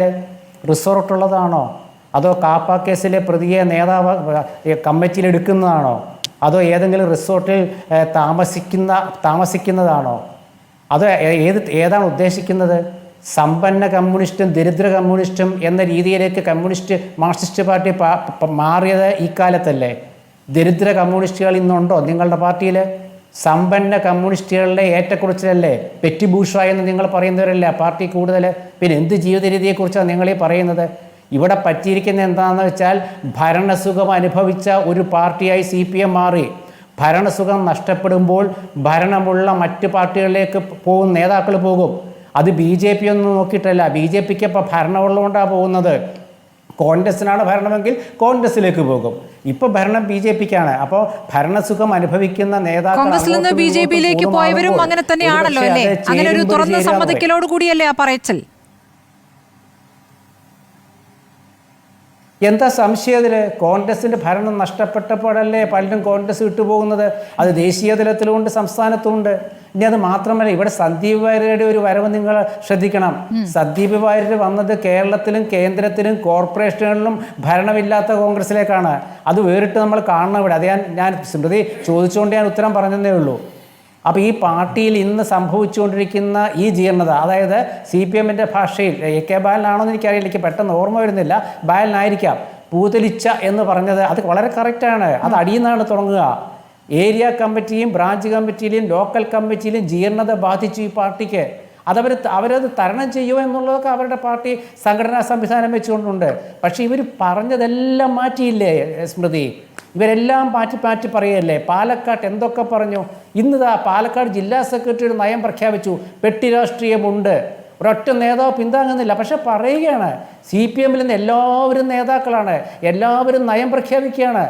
ബദൽ രേഖ അവതരിപ്പിച്ച MV രാഘവൻ്റെ ഉള്ള സംസ്ഥാനത്തെ CPMൻ്റെ സംസ്ഥാന കമ്മിറ്റി EMSൻ്റെ കാലം, അക്കാലത്ത് ബദൽ രേഖ അവതരിപ്പിച്ചപ്പോൾ രാഘവൻ്റെ ഒപ്പമായിരുന്നു കൂടുതൽ സംസ്ഥാന കമ്മിറ്റി അംഗങ്ങളും. എന്നിട്ടാണ് EMS ഒരു പ്രഖ്യാപനം നടത്തി. അവസാനത്തെ വജ്രായുധം എന്താണെന്നറിയാമോ? ഒരു പിളർപ്പിന് കൂടി നിങ്ങൾ തയ്യാറെടുത്തോളാൻ. അതോടുകൂടി MV രാഘവൻ്റെ ഒപ്പം നിന്നവരെല്ലാം മാറി. കാരണം EMSൽ വിശ്വാസം ഉണ്ടായിരുന്നു സ്മൃതി. EMS എന്ന നേതാവിൽ വിശ്വാസം ഉണ്ടായിരുന്നു. പിളരുമെന്ന് പറഞ്ഞാൽ പിളരുന്നറിയാം. പക്ഷെ ഇവിടെ ഇവിടെ പാർട്ടി നന്നാകുമെന്നോ പിളരുമെന്നോ എന്ത് പറഞ്ഞാലും വിശ്വസിക്കാൻ പറ്റുന്നില്ല അണികൾക്ക്. കാരണം ഇന്ന് പറഞ്ഞതല്ല നാളെ പറയുന്നത്. ഇന്ന് രാവിലെ ഒരു നേതാവ് പറയും, ഉച്ചയ്ക്ക് വേറൊരു നേതാവ് പറയും. അവസാനത്തെ ഉദാഹരണം മാത്രം ഞാൻ എടുക്കുന്നുള്ളൂ. പാലക്കാട്ടെ ഉപതെരഞ്ഞെടുപ്പ് കാലത്ത് AK ബാലൻ പറഞ്ഞതും NN കൃഷ്ണദാസ് പറഞ്ഞതും അതുപോലെ അവിടുത്തെ സ്ഥാനാർത്ഥിയായ സരിൻ പറഞ്ഞതും അവിടുത്തെ ജില്ലാ സെക്രട്ടറി പറഞ്ഞതും ഒക്കെ നമ്മൾ എടുത്തു നോക്കിയാൽ മതി. അപ്പോൾ ആരാണ് നയം ഈ പാർട്ടിയിൽ രൂപീകരിക്കുന്നത്? അങ്ങനെ നയമില്ലാത്തൊരു പാർട്ടിയിൽ ഇപ്പോൾ പ്രശ്നം കമ്മ്യൂണിസ്റ്റ് ജീവിത രീതിയല്ല. കമ്മ്യൂണിസ്റ്റ് ജീവിത രീതി എന്ന് അരുൺകുമാർ പറഞ്ഞത് ഒരു ഘട്ടത്തിൽ ശരിയാകും. എന്ത് പാർട്ടിയിൽ സമ്പന്നത കടന്നുകൊണ്ടിരിക്കുന്നത്, ഇത് ഞാൻ പറഞ്ഞതല്ല. പാർട്ടിയിൽ ആർഭാട ജീവിതം ഉണ്ടായിരിക്കുന്നു, സഖാക്കൾ ആർഭാടം കൂടുന്നു എന്ന് പറഞ്ഞതാരാ? പാർട്ടി സെക്രട്ടറി അല്ലേ, പാർട്ടി നേതാക്കളല്ലേ? പക്ഷെ ആർഭാടം നിയന്ത്രിക്കാൻ പാർട്ടിക്ക് പറ്റാത്തത് മുകൾ തട്ട് തൊട്ട് അടിത്തട്ട് വരെയുള്ളവരുടെ ആർഭാടം നിയന്ത്രിക്കാൻ ശ്രമിച്ചാൽ പാർട്ടി ഇല്ലാതാകും. അതായത് ഇടത്തരം നേതാക്കളെ എന്നുവെച്ചാൽ മധ്യനിരയിലുള്ള നേതാക്കളുടെ അഴിമതി സംസ്ഥാന നേതാക്കൾ കണ്ടില്ലെന്നടിക്കുന്നു. അല്ലെങ്കിൽ മധ്യനിരയിലുള്ള നേതാക്കളെ നിയന്ത്രിക്കാൻ സംസ്ഥാന നേതാക്കൾക്ക് പറ്റുന്നില്ല. കാരണം ഇവരും അവരും തമ്മിലുള്ള എന്തെങ്കിലും ബന്ധം കാണുമായിരിക്കും. ഇതൊക്കെയല്ലേ ഇന്ന് പാർട്ടി നടക്കുന്നേ. അതല്ലാതെ എന്താണ് സംഭവിച്ചത്? ഏത് ആശയമാണ് അല്ലെങ്കിൽ ഏത് വിശ്വാസത്തിൻ്റെ പേരിലാണ്? ഒരു വിശ്വാസമില്ല, ഒരു പാർട്ടിയിൽ ഒരു വിശ്വാസവുമില്ല, അല്ലെങ്കിൽ ഒരു തരത്തിലുള്ള ആശയപരമായ കാര്യമില്ല. ആശയപരമായ കാര്യം പാർട്ടിയിൽ നിന്ന് പോയിട്ട് കാലങ്ങളായി. അത് EMSന്റെ മരണത്തോടെ തന്നെ പോയിരിക്കുന്നു. ഒരു പക്ഷേ ആ VS അച്യുതാനന്ദൻ്റെ കാലത്തുണ്ടായിട്ടുള്ള പാർട്ടിയിലെ വിഭാഗീയതയെക്കുറിച്ച് നമുക്ക് പറയാം. പക്ഷേ ഇന്ന് വിഭാഗീയത ഇല്ലല്ലോ. നേതൃതലത്തിൽ, അതായത് സംസ്ഥാന തലത്തിൽ CPMൽ വിഭാഗീയത ഉണ്ടായിരുന്നെങ്കിൽ ഒരുപക്ഷെ ഇത്ര മോശമാകുമായിരുന്നില്ല അടിത്തട്ട്. കാരണം സ്മൃതി എന്ന് ആലോചിച്ച് നോക്കൂ, വടക്കുന്ന എല്ലാ പ്രത്യേകിച്ച് വടക്കും ജില്ലകളിൽ താരതമ്യേന കുറവാണ്. അത് ആശയപരമായ വിഭാഗീയത മാത്രമല്ല, അവിടെ നേതൃനിരയുണ്ടായിരുന്നു. എന്ന് വെച്ചാൽ കണ്ണൂർ കാസർഗോഡ് തൊട്ട് ഏതാണ്ട് കോഴിക്കോട് വയനാട് വരെ നിയന്ത്രിക്കാൻ നേതാക്കൾക്ക് പറ്റുമായിരുന്നു. ശരി, മുകൾ തട്ടിൽ നിന്ന് ഇറങ്ങി വരുന്ന വിഭാഗീയതയായിരുന്നു. ഇപ്പോൾ അതല്ല, അതിനെയാണ് പാർട്ടി സെക്രട്ടറി വിഭാഗീയതയല്ല, പ്രാദേശിക തർക്കങ്ങൾ എന്ന രൂപത്തിൽ പറഞ്ഞിരിക്കുന്നത്. ഒരു തരത്തിൽ അത് ശരിയാണ് താനും. പക്ഷെ ആ തർക്കങ്ങളുടെ സ്വഭാവം, അതിലുൾപ്പെട്ട വിഷയങ്ങൾ എന്നുള്ളതാണ് ഏറ്റവും ഗുരുതരമായിരിക്കുന്ന കാര്യം. അരുൺകുമാർ, ഇപ്പോൾ ഇതിലേറ്റവും പ്രധാനപ്പെട്ട കാര്യം എന്ന് തോന്നുന്നത്, ഇപ്പോൾ CPMൽ നിന്ന് BJPയിലേക്ക് പോകുന്നു.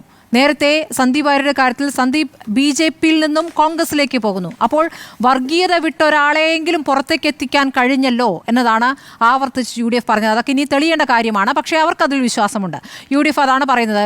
ലീഗ് ആയാലും കോൺഗ്രസ് ആയാലും ആവർത്തിച്ച് പറഞ്ഞത് ഒരു വർഗീയ നിലപാടുള്ള ഒരു വ്യക്തിയെ തിരിച്ച് അതിൽ നിന്ന് പുറത്തു കൊണ്ടുവരാൻ കഴിഞ്ഞു എന്ന്. പക്ഷേ കമ്മ്യൂണിസ്റ്റ് പാർട്ടിയിൽ നിന്ന് ഒരാൾ BJPയിലേക്ക് പോകുമ്പോഴോ നിങ്ങളിൽ നിന്നൊരു കൊഴിഞ്ഞു പോക്കുണ്ടാകുന്നതിൽ നിങ്ങൾക്കുള്ള വീഴ്ച കൂടി നിങ്ങൾ വിലയിരുത്തേണ്ടേ? ഇപ്പോൾ സംഘടനാ ബോധമില്ലാത്ത ഒരാളെയാണ് ഏരിയ സെക്രട്ടറിയാക്കി ഇതുവരെ വെച്ചിരുന്നതെന്ന് കടകംപള്ളി പറയുമ്പോൾ അപ്പോൾ എന്താണ് പാർട്ടി ഇതുവരെ പരിശോധിച്ചിരുന്നത്?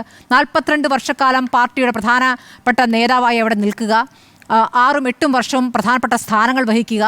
ആ നേതാവിന് ഉണ്ടായ മാറ്റം അല്ലെങ്കിൽ ഈ തരത്തിൽ കാവ്യയോട് അടുക്കുന്ന സാഹചര്യം, ഇതൊന്നും നിങ്ങൾക്ക് ബോധ്യപ്പെടാതെ പോയെങ്കിൽ അത് നിങ്ങളുടെ വീഴ്ച കൂടിയല്ലേ അരുൺ? ഞാൻ ആദ്യഘട്ടത്തിൽ തന്നെ അതിന്റെ മറുപടി പറഞ്ഞതാണ്. കമ്മ്യൂണിസ്റ്റ് പാർട്ടിയെ സംബന്ധിച്ചിടത്തോളം ഓരോ പാർട്ടി അംഗത്തിനും പ്രത്യയശാസ്ത്ര ധാരണയാണ് ഏറ്റവും അടിത്തറ വേണ്ടത്. ഏറ്റവും ഉറച്ച പ്രത്യയശാസ്ത്ര ധാരണ വേണം. ആ ധാരണ കൂടുതൽ അരക്കെട്ടുറപ്പിക്കാനും മാറിയ രാഷ്ട്രീയ സാഹചര്യത്തിൽ ആ ധാരണയെ കൂടുതൽ കരുത്തുറ്റതാക്കാനും വേണ്ടിയിട്ടാണ് അവന്റെ സംഘടനാ പ്രവർത്തനവും വായനയും ഇടപെടലും എല്ലാം നടത്തിക്കൊണ്ടിരിക്കുന്നത്. ഓരോ 3 വർഷം കൂടുമ്പോഴും കൃത്യമായി പാർട്ടി സമ്മേളനം നടക്കുന്ന പാർട്ടി അംഗങ്ങൾ മുഴുവൻ സമ്മേളന പ്രക്രിയയുടെ ഭാഗമായി മാറുന്ന ലോകത്തിലെ തന്നെ ഏക പാർട്ടിയാണ് കമ്മ്യൂണിസ്റ്റ് പാർട്ടി CPM. നമുക്കറിയാം 5.25 ലക്ഷം പാർട്ടി അംഗങ്ങളാണ് കേരളത്തിലുള്ളത്. സെപ്റ്റംബർ മാസത്തിൽ നടന്ന ബ്രാഞ്ച് സമ്മേളനത്തിൽ മുഴുവൻ പാർട്ടി അംഗങ്ങളും പങ്കെടുത്തു. ഒരു ദിവസം ചർച്ചയുടെ, പരിശോധനയുടെ, നിർദ്ദേശങ്ങളുടെ, സ്വയം പരിശോധനയുടെ ഒക്കെ ഭാഗമായി മാറി. ഓരോ 3 വർഷത്തിലും ഞങ്ങൾ ഇത് ചെയ്യുന്നു. ഇപ്പൊ കോൺഗ്രസിനൊന്നും അത് സ്വപ്നത്തിൽ പോലും വിചാരിക്കാൻ കഴിയില്ലല്ലോ. അങ്ങനെ പരിശോധിക്കുമ്പോൾ വിമർശനമുണ്ടാകും, കടുത്ത വിമർശനമുണ്ടാകും, ചൂണ്ടിക്കാണിക്കലുകളുണ്ടാകും, അതുപോലെ സ്വയം വിമർശനമുണ്ടാകും. ഈ വിമർശനങ്ങൾ ഒരു വ്യക്തിയെയോ പ്രസ്ഥാനത്തെയോ തകർക്കാൻ വേണ്ടിയിട്ടല്ല, മറിച്ച് അവരെ കറക്റ്റ് ചെയ്യാൻ വേണ്ടിയിട്ടാണ്, കുറവുകൾ കണ്ടെത്തി അവ പരിഹരിക്കാൻ വേണ്ടിയിട്ടാണ്, നേട്ടങ്ങൾ ഭംഗിയായി ആവർത്തിക്കാൻ വേണ്ടിയിട്ടാണ്. ഞങ്ങൾ പ്രതിനിധി സമ്മേളനത്തിന്റെ ഭാഗമായി തെരഞ്ഞെടുക്കപ്പെടുന്ന പ്രതിനിധികൾ അവതരിപ്പിക്കപ്പെട്ട റിപ്പോർട്ടിന്മേലും സാർവദേശീയ ദേശീയ റിപ്പോർട്ടിന്മേലുമെല്ലാം നിശ്ചിതമായിട്ടുള്ള പരിശോധന, ഗ്രൂപ്പ് ഡെലിഗേഷൻ നടത്തുന്ന ചർച്ചയുടെ കാര്യങ്ങൾ പൊതു ചർച്ചയിൽ വന്ന് അവതരിപ്പിക്കുകയും അതിന് മറുപടി കൊടുക്കുകയും എല്ലാം ചെയ്യുന്നത് ഇത്തരത്തിലുള്ള പരിശോധനയുടെ ഭാഗമായിട്ടാണ്. അപ്പോ കഴിഞ്ഞ ലോക്സഭാ തെരഞ്ഞെടുപ്പ് കഴിഞ്ഞു. ആ ലോക്സഭാ തെരഞ്ഞെടുപ്പുമായി ബന്ധപ്പെട്ടുള്ള വരവ് ചെലവ് കണക്കുകൾ കൃത്യമായി കമ്മിറ്റിയിൽ അവതരിപ്പിച്ചിട്ടില്ല എന്നുള്ളത് ആ കമ്മിറ്റി അംഗങ്ങൾ വന്ന് ചർച്ചയുടെ ഭാഗമായി ഡെലിഗേഷന്റെ തീരുമാനമായി അവതരിപ്പിക്കുന്നു. അതുപോലെ പാർട്ടി ഓഫീസ് നിർമ്മാണം, ആ പാർട്ടി ഓഫീസ് നിർമ്മാണവുമായി ബന്ധപ്പെട്ടുകൊണ്ട് ഏറ്റവും സാധാരണക്കാർ, പാർട്ടി അംഗങ്ങൾ, അവർ കഷ്ടപ്പെട്ട് അവരുടെ അധ്വാനത്തിന്റെ വിഹിതം കൊടുത്ത ആ പണം ഉപയോഗിച്ചുള്ള ഓഫീസ് നിർമ്മാണത്തിന്റെ വരവ് ചെലവ് കണക്കുകൾ അവതരിപ്പിച്ചിട്ടില്ല. അത് ഗുരുതരമായിട്ടുള്ള വീഴ്ചയാണെന്ന് പ്രതിനിധി സഖാക്കൾ ചൂണ്ടിക്കാണിക്കുന്നു.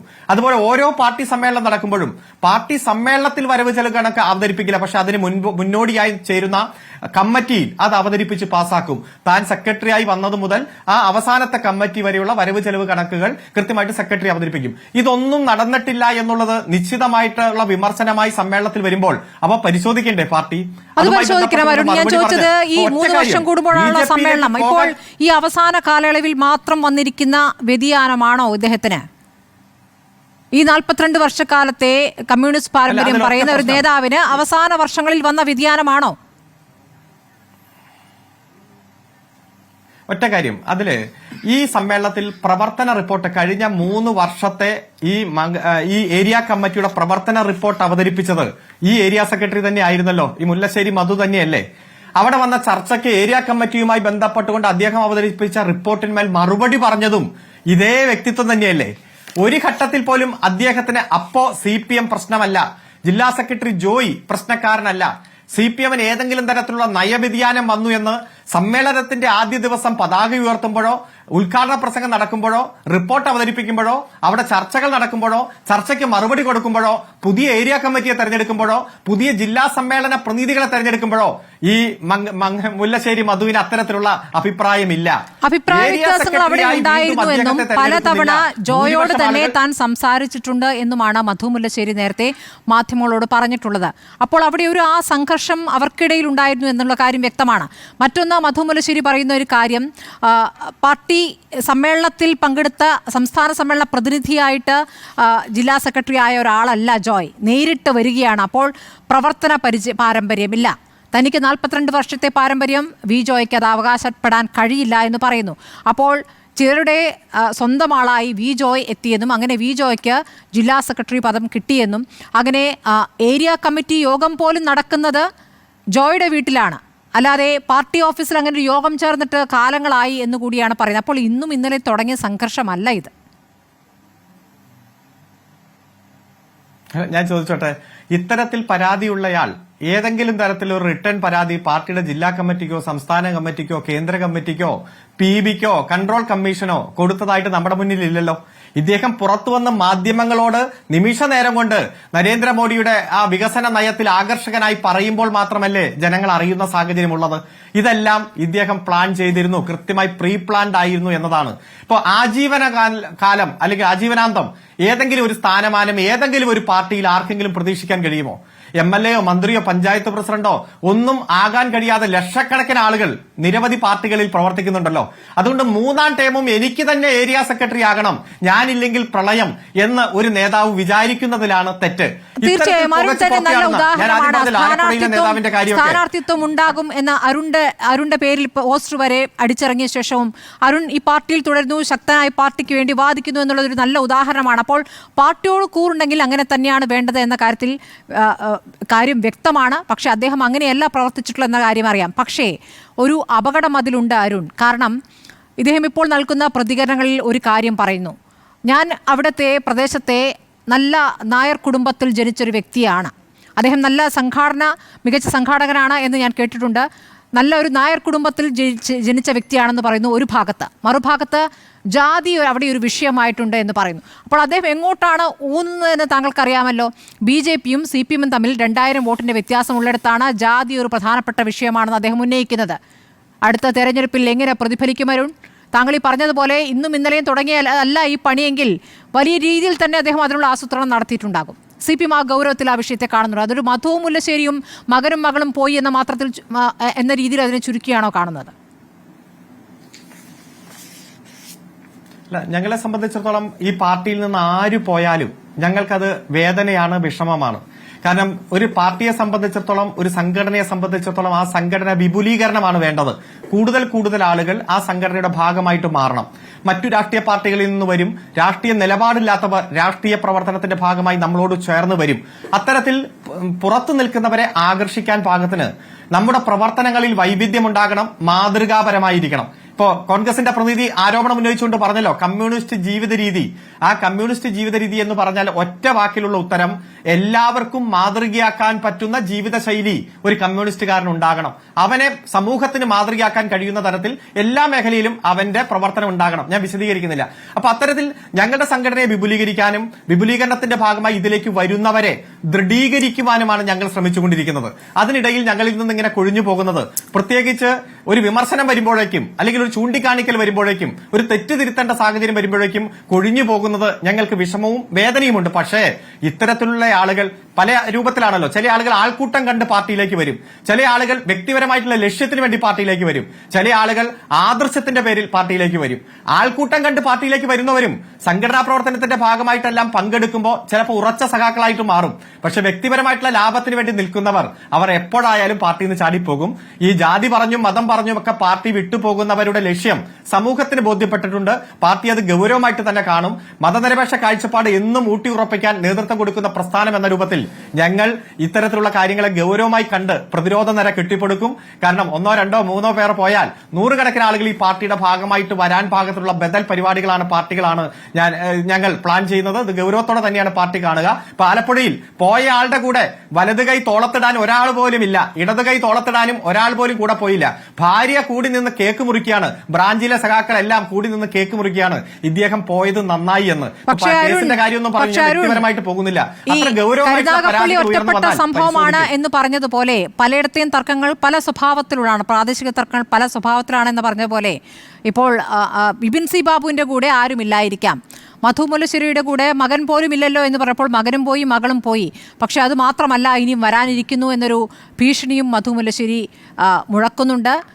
അത് പാർട്ടി ഗൗരവത്തിലെടുക്കുന്നുണ്ടോ എന്നുള്ള കാര്യവും പ്രധാനം. ഇടയ്ക്ക് VP ശ്രീപത്മനാഭൻ, വാതിലുകൾ മലക്കെ തുറന്നിട്ടിരിക്കുന്നു, രാഷ്ട്രീയത്തിൽ സ്ഥിരം ശത്രുക്കളില്ല എന്ന് താങ്കൾ പറഞ്ഞു. വളരെ നിസ്സാരവൽക്കരിച്ചുകൊണ്ട് വരുന്നവർ വരട്ടെ, അവർ നേരത്തെ ഏത് രീതിയിൽ പ്രവർത്തിച്ചു എന്നുള്ള വിഷയമല്ല എന്ന് താങ്കൾ പറഞ്ഞു. ശരി, നിങ്ങളെ സംബന്ധിച്ച ആളെ കൂട്ടുക ഒരു പ്രധാനമാണ്. പക്ഷേ അവിടെ വരുന്നവർക്ക് എന്താണ് സ്ഥാനം എന്നൊരു ചോദ്യമുണ്ടല്ലോ.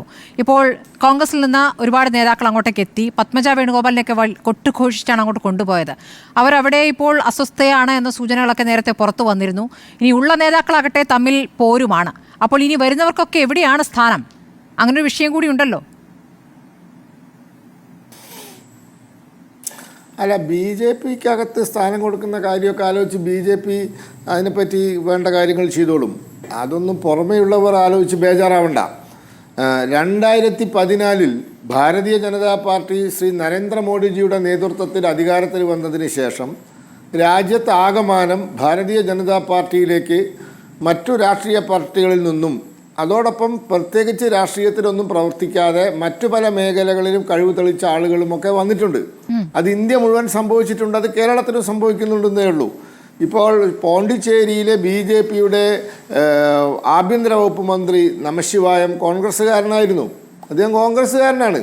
താങ്കൾ ഈ ദേശീയ സാഹചര്യം മാറ്റി ഒന്ന് കേരളത്തിലേക്ക് വന്നാൽ കുറച്ചുകൂടി ഇവിടുത്തെ വ്യക്തത കിട്ടുമായിരുന്നു. ഈ പന്തളം സുധാകരന്റെ സഹോദരൻ അനുജൻ അങ്ങോട്ട് വന്നിരുന്നു. അദ്ദേഹം ഇപ്പോൾ എവിടെയാണെന്ന് ഒരു പിടുത്തമില്ല. ഇപ്പോൾ അതേപോലെ തന്നെയാണ് പത്മജയുടെ കാര്യം ഞാൻ ചോദിച്ചത്. പത്മജയെ കൊട്ടിഘോഷിച്ചാണ് കൊണ്ടുപോയത്. അത് വലിയ നേട്ടമായി നിങ്ങൾ ആ സമയത്ത് പറയുകയും ചെയ്തിരുന്നു. കെ കരുണാകരന്റെ മകളെ കൊണ്ടുവരാൻ പറ്റി, AK ആന്റണിയുടെ മകനെ കൊണ്ടുവരാൻ പറ്റി. പക്ഷേ അവർക്കൊക്കെ ഇപ്പോൾ എന്താണ് ഇവിടെ റോൾ? എന്താണ് കേരളത്തിലേക്ക് വരുമ്പോൾ? പ്രത്യേകിച്ച് കേരളത്തിലെ കാര്യമാണ് ഞാൻ ചോദിക്കുന്നത്. ദേശീയ തലത്തിൽ താങ്കൾക്ക് ഒരുപാട് ഉദാഹരണങ്ങൾ പറയാനുണ്ടാവുമെന്ന് അറിയാം. അതൊക്കെ BJP തീരുമാനിച്ചോളുന്നു. BJP തീരുമാനിക്കുന്നത് എന്താണെന്നാണ് ചോദ്യം. BJPയോട് ചോദിക്കരുത് എന്നാണെങ്കിൽ പിന്നെ ചർച്ചയുടെ കാര്യമില്ല. അല്ല, അത് ആഭ്യന്തര വിഷയമാണ്. അല്ല, അങ്ങനെ ഒന്നും ചർച്ച ചെയ്യാൻ പറ്റില്ല. പാർട്ടിയുടെ ആഭ്യന്തര വിഷയമൊക്കെ അല്ല, ആഭ്യന്തര വിഷയം എന്ന് പറഞ്ഞാലേ വന്നിട്ട് കുറച്ചായല്ലോ, അതുകൊണ്ടാണ് ചോദിച്ചത്. പത്മജ വേണുഗോപാലൊക്കെ അങ്ങോട്ടേക്ക് എത്തിയിട്ട് കുറച്ചു കാലമായല്ലോ. അത് നിങ്ങൾ ആലോചിച്ച് ബേജാറാവണ്ട. ഞാൻ മാത്രമല്ല, ഏട്ടനും വരണമെന്ന് പറഞ്ഞുകൊണ്ടിരുന്നാണല്ലോ. നിങ്ങൾ ആലോചിച്ച് ബേജാറാവണ്ടെന്ന്. അതെ, അതൊക്കെ അവർ വരുവോ വരാതിരിക്കുകയോ ചെയ്യട്ടെ. അതൊന്നും മറ്റുള്ളവർ ആലോചിച്ച് ബേജാറാവണ്ട. അതൊക്കെ BJP നോക്കിക്കോളും. BJPക്ക് അതിനുള്ള സംവിധാനമൊക്കെ ഉണ്ടല്ലോ. ഞങ്ങൾ പറഞ്ഞല്ലോ, ഈ പാർട്ടിയിലേക്ക് ആളുകൾ വരുന്നുണ്ട്. ഇനി ആളുകൾക്ക് ഈ പാർട്ടി വിട്ടു പോകണമെങ്കിലും ഞങ്ങൾ അവരെ പോകുന്ന ആളുകളെ ഭീഷണിപ്പെടുത്താനോ 51 വെട്ടുവെട്ടാനൊന്നും ഞങ്ങളില്ല. ഞങ്ങളെ കാഴ്ചപ്പാട് ഇതാണ്. ഈ രാജ്യത്ത് ഇന്ന് നരേന്ദ്രമോദിയുടെ നേതൃത്വത്തിൽ വലിയ തോതിലുള്ള വികസന പ്രവർത്തനങ്ങൾ, ക്ഷേമ പദ്ധതികൾ നടപ്പിലാക്കിക്കൊണ്ട് രാജ്യം 2047 വികസിത ഭാരതമായി കൊണ്ടിരിക്കുകയാണ്. ശരി, വരുന്നവർക്ക് പറയാൻ കൊടുത്തിരിക്കുന്ന ക്യാപ്സൂൾ ആണോ ഇത്? ശ്രീ വി പി ശ്രീപത്മനാഭൻ സംശയമുണ്ട്. ഈ ബിപിൻ സി ബാബു ആയാലും അതെ, മധു മുല്ലശ്ശേരി ആയാലും ഒരേ വാചകം അച്ചിട്ട പോലെ പറഞ്ഞുകൊണ്ടിരിക്കുന്നു. സത്യമല്ലേ ഇതൊക്കെ ലോക അംഗീകരിച്ച സത്യമല്ലേ? അതുകൊണ്ടല്ലേ ഇന്ത്യയിൽ മൂന്നാമതും പണ്ഡിറ്റ് ജവഹർലാൽ നെഹ്റുവിന് ശേഷം ഒരു സർക്കാർ അധികാരത്തിൽ വന്നത് തുടർച്ചയായിട്ട് ആർക്കും സാധിച്ചിട്ടില്ലല്ലോ. ഇന്ദിരാഗാന്ധിക്ക് സാധിച്ചിട്ടില്ല, രാജീവ് ഗാന്ധിക്ക് സാധിച്ചിട്ടില്ല. ഒറ്റയ്ക്ക് ഭരിക്കാൻ ഭൂരിപക്ഷമില്ലാതെയാണല്ലോ ഇത്തവണ വന്നിരിക്കുന്നത്. അപ്പോൾ നിറം കുറഞ്ഞുള്ള വരവിലാണ് നിങ്ങൾക്ക് ആളെ കൂടുതൽ കിട്ടുന്നത് എന്നാണോ? നിറം കുറഞ്ഞുള്ള വരവിലാണോ നിങ്ങൾക്ക് ഇവിടെ ആളെ കൂടുതൽ കിട്ടുന്നത്? സീറ്റിലും 543 സീറ്റിലും BJP അല്ലല്ലോ മത്സരിച്ചത്. BJP ആന്ധ്രാപ്രദേശിൽ സഖ്യമുണ്ടായിരുന്നു, അതുപോലെ ബീഹാറിൽ സഖ്യമുണ്ടായിരുന്നു, ഉത്തർപ്രദേശിൽ വരെ സഖ്യമുണ്ടായിരുന്നു, കർണാടകയിൽ സഖ്യമുണ്ടായിരുന്നു. സഖ്യമായിട്ട് NDA ആയിട്ടാണ് മത്സരിച്ചത്. NDA ആയിട്ട് തന്നെ അധികാരത്തിൽ വന്നു. പിന്നെ തെരഞ്ഞെടുപ്പിന് ശേഷം നടന്നല്ലോ, ലോക്സഭാ തെരഞ്ഞെടുപ്പിന് ശേഷം തെരഞ്ഞെടുപ്പ് അതെ, ഹരിയാനയിൽ തെരഞ്ഞെടുപ്പ് നടന്നു. 5 സീറ്റ് ഉണ്ടായിരുന്ന കോൺഗ്രസിന് അധികാരം കിട്ടിയില്ല. 3-2 സീറ്റ് മഹാരാഷ്ട്രയിൽ ഇന്ത്യ സഖ്യത്തിന് കിട്ടിയിരുന്നു. ഇപ്പോൾ അവിടെ പ്രതിപക്ഷ നേതാവിനെ സൃഷ്ടിക്കാനുള്ള എണ്ണം പോലും ഇന്ത്യ സഖ്യത്തിന് മഹാരാഷ്ട്രയിൽ ഇല്ല. അപ്പോൾ ലോക്സഭാ തെരഞ്ഞെടുപ്പിന് ശേഷം നരേന്ദ്രമോദിയുടെ ഗ്രാഫ് മേലോട്ട് പോയിക്കൊണ്ടിരിക്കുകയാണ്. ഇന്ത്യയുടെ സാമ്പത്തിക തലസ്ഥാനം, ഇന്ത്യയിലെ 2ാമത്തെ ഏറ്റവും വലിയ സംസ്ഥാനം, അവിടെ പ്രതിപക്ഷ നേതാവില്ലാത്തൊരവസ്ഥയിലേക്ക് കാര്യങ്ങൾ എത്തുക. അവർക്കാണ് 4-5 മാസം മുന്നേ 30 സീറ്റ് കിട്ടിയത് 48-ൽ. അപ്പോൾ നരേന്ദ്രമോദിയാണ് ഇന്ത്യൻ രാഷ്ട്രീയത്തിലെ നിയന്ത്രിക്കുന്നത്. അദ്ദേഹത്തിന് ചുറ്റും ഇന്ത്യൻ രാഷ്ട്രീയം കറങ്ങുകയാണ്. അപ്പോൾ അത് BJPക്ക് ഒരു മുതൽക്കൂട്ടാണ്. അത് BJPക്ക് കേരളത്തിനും ഗുണം ചെയ്യുന്നുണ്ട്. ആളുകൾ വരും, അതൊക്കെ സ്വാഭാവികമാണ്. അല്ല, ഞാൻ ചോദിക്കുന്നത് കേരളത്തിലെ ഒരു പ്രത്യേക രാഷ്ട്രീയ സാഹചര്യമുണ്ടല്ലോ. അഡ്വക്കേറ്റ് വി പി ശ്രീപത്മനാഭൻ, നിങ്ങൾ എല്ലാ തെരഞ്ഞെടുപ്പിലും വോട്ട് ശതമാനമൊക്കെ കൂട്ടുന്നുണ്ട്. പക്ഷേ നിങ്ങൾക്ക് ആ രൂപത്തിൽ, ഉദ്ദേശിച്ച രൂപത്തിലുള്ള ഫലം കിട്ടാത്തതിന് കാര്യം നേതാക്കൾ തമ്മിലുള്ള ഐക്യമില്ലായ്മയാണല്ലോ. അവിടേക്കാണ് പുതിയ ആളുകൾ മറ്റ് രാഷ്ട്രീയ പാർട്ടികളിൽ നിന്ന് വരുന്നത്. അപ്പോൾ അവർക്ക് അവിടെ എന്ത് സ്ഥാനം എന്നുള്ള ചോദ്യം ഞാൻ കേരളത്തിന്റെ പശ്ചാത്തലത്തിലാണ് ഞാൻ ചോദിച്ചത്. പേപ്പറൊന്നും വായിക്കലില്ലേ? തൃശ്ശൂർ സുരേഷ് ഗോപി ജയിച്ചോന്ന് അറിയില്ലേ? സുരേഷ് ഗോപി പക്ഷേ കേന്ദ്ര നേതൃത്വത്തിന്റെ ആശീർവാദത്തോടുകൂടി അമിത്ഷാ കൊണ്ടുവന്ന ആളല്ലേ. അത് കേരളത്തിലെ നേതൃത്വത്തിന് എന്ത് റോൾ? രാഷ്ട്രീയത്തില് there is no relevancy for if and buts in politics. കേട്ടിട്ടില്ലേ? ഇഫ് ആൻഡ് ബട്ടിന് ഈ 2 വാക്കുകൾക്ക് രാഷ്ട്രീയത്തിൽ പ്രസക്തിയില്ല. പക്ഷേ അല്ലെങ്കിൽ അങ്ങനെയാണെങ്കിൽ ഇതിനൊന്നും പ്രസക്തിയില്ല രാഷ്ട്രീയത്തിൽ. രാഷ്ട്രീയം എന്ന് പറയുന്നത് സാധ്യതകളുടെ കലയാണ്. Art of possibilities. ഇവിടെ നിങ്ങളുടെ സാധ്യതകൾ എങ്ങനെ നിങ്ങൾ തന്നെ മുടക്കുന്നു എന്നതിനെ കുറിച്ചായിരുന്നു ഞാൻ ചോദിച്ചത്. വി പി ശ്രീപത്മനാഭൻ, നിങ്ങളുടെ സാധ്യതകൾ നിങ്ങൾക്കിടയിൽ നിന്ന് തന്നെയാണല്ലോ ഇല്ലാതാക്കുന്നത്. അതേക്കുറിച്ചാണ് ഞാൻ ചോദിച്ചത്. എന്തൊരു വിഷമം, എന്തൊരു ബേജാറാ BJPനെ ആലോചിച്ചു. ബേജാറൊന്നുമല്ല, ഞാൻ വിമർശനാത്മകമായിട്ടാണ് ചോദിച്ചത്. എനിക്കെന്ത് ബേജാറ്? ഇങ്ങനെ വ്യാകുലത, ബേജാറ്, വിഷമൊക്കെ മനസ്സിലാവുന്നുണ്ട്. അതൊന്നും നോക്കണ്ട, ഞങ്ങൾക്ക് ഇപ്പോൾ ഒരു ലോക്സഭാ സീറ്റ് കിട്ടിയല്ലോ. ശരി, മധു മുല്ലശ്ശേരിയെ കൊണ്ട് നിങ്ങൾക്കുള്ള ഗുണം ഒന്ന് വിശദീകരിക്കാമോ? ഈ പറഞ്ഞതുപോലെ BJPയും CPM-ഉം തമ്മിൽ 2000 വോട്ടിന്റെ വ്യത്യാസമേ ഉള്ളൂ എന്ന് പറയുമ്പോൾ ആ വ്യത്യാസം ഇനിയും കുറയ്ക്കാനും BJPക്ക് മുന്നേറാൻ കഴിയുന്നൊരു സാഹചര്യം മധു മുല്ലശ്ശേരിയെ കൊണ്ട് സാധിക്കുമോ ആറ്റിങ്ങലിൽ? മധു മുല്ലശ്ശേരിക്കും അദ്ദേഹത്തിൻ്റെതായ പങ്ക് വഹിക്കാം. 2029 ആറ്റിങ്ങലിൽ താമര വിരിയും, അതിലൊരു സംശയമില്ല. 17,000 വോട്ടിൻ്റെ വ്യത്യാസത്തിലാണ് ഇത്തവണ തോറ്റത്. 2029 ആറ്റിങ്ങലിൽ താമര വീഴും, അതിലൊരു സംശയവും വേണ്ട. അതിൽ മധു മുല്ലശ്ശേരിക്കും അദ്ദേഹത്തിൻ്റെതായ പങ്ക് വഹിക്കാനുള്ള സാഹചര്യമുണ്ട്. അദ്ദേഹം അതിന് പ്രവർത്തിക്കുകയാണെങ്കിൽ തീർച്ചയായിട്ടും അത് സാധിക്കും. ശരികുമാർ, ഇപ്പോൾ BJPയിലേക്ക് പല കാരണങ്ങൾ കൊണ്ട് വിവിധ രാഷ്ട്രീയ പാർട്ടികളിൽ നിന്നും ആളുകൾ ആകൃഷ്ടരായി പോകുന്നു എന്നുള്ള ഒരു കാര്യം ഒരു യാഥാർത്ഥ്യമാണത്. മോദിയിൽ ആകൃഷ്ടനായി എന്നതിനപ്പുറം സ്ഥാനമാനങ്ങളാകാം, അല്ലെങ്കിൽ മറ്റെന്തെങ്കിലുമൊക്കെ ആകാം, ഓഫറുകളാകാം. ആ തരത്തിൽ അങ്ങനെ ആകർഷിക്കാനുള്ളൊരു കഴിവും ആ രാഷ്ട്രീയ പാർട്ടിക്ക് ഇപ്പോഴത്തെ നിലയിൽ ഉണ്ട്. അപ്പോൾ കോൺഗ്രസിനെ സംബന്ധിച്ച് ഇപ്പോൾ CPM-ൽ നിന്ന് ഒരു നേതാവ് പോയി എന്നതിനെ അതിരൂക്ഷമായി വിമർശിക്കാൻ പറ്റാത്തൊരു സാഹചര്യം കൂടിയില്ലേ? നാളെ നിങ്ങളിൽ നിന്ന് ആരൊക്കെ പോകുമെന്ന് ആർക്കറിയാം? അല്ല സ്മൃതി, ഞാനത് ആദ്യമേ പറഞ്ഞതാണല്ലോ. കാരണം വെച്ചാൽ അധികാരമുള്ളിടത്തേക്ക് പോകും, സംശയം. കേരളത്തിലെ സാഹചര്യത്തിൽ കൂടിയാണ് ഞാൻ പറയുന്നത് കേട്ടോ. ദേശീയ തലത്തിൽ ശരി, നിങ്ങൾ സമ്മതിച്ച കാര്യം തന്നെയാണത്. ആ കണക്ക് രാഹുൽ തന്നെ പറഞ്ഞിട്ടുമുണ്ട്.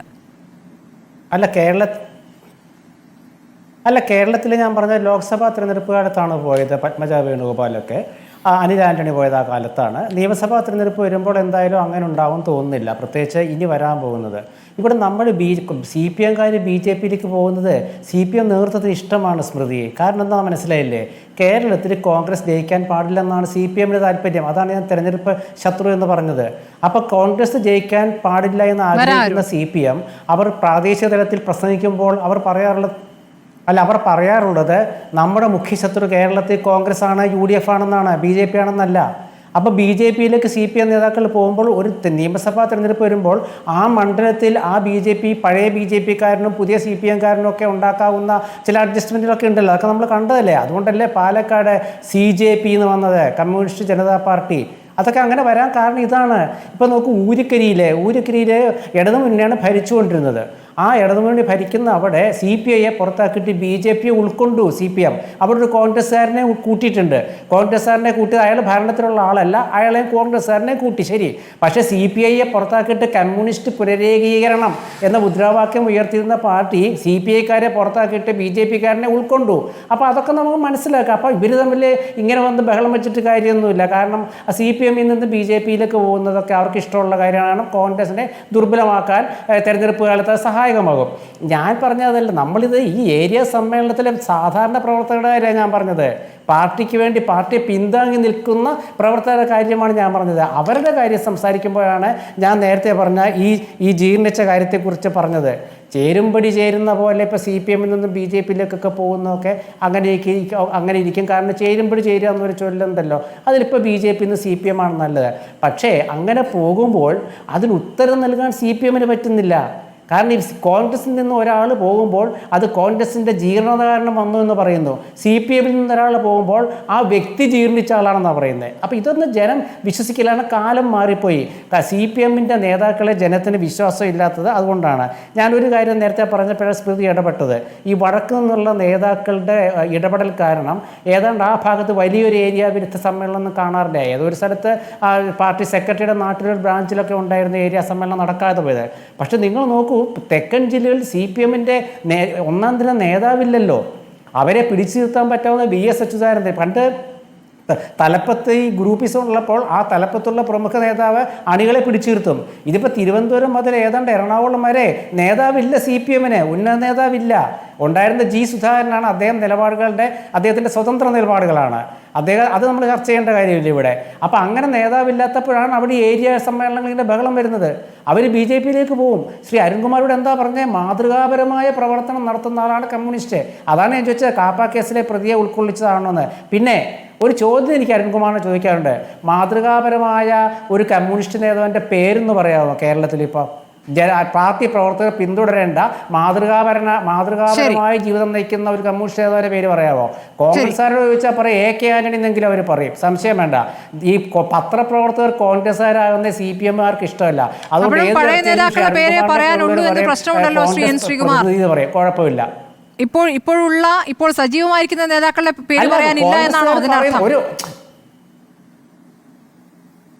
അല്ല, ഞാൻ ഒരു ആന്റണിയുടെ പേര് ഞാൻ പറഞ്ഞെന്നുള്ളൂ. VM സുധീരനുണ്ട്, VD സതീശനുണ്ട്, ഞങ്ങൾക്ക് രമേശ് ചെന്നിത്തലയുണ്ട്. ശരി, എന്താ സംശയം? ശരി, ഇവരൊക്കെ ഉണ്ട്.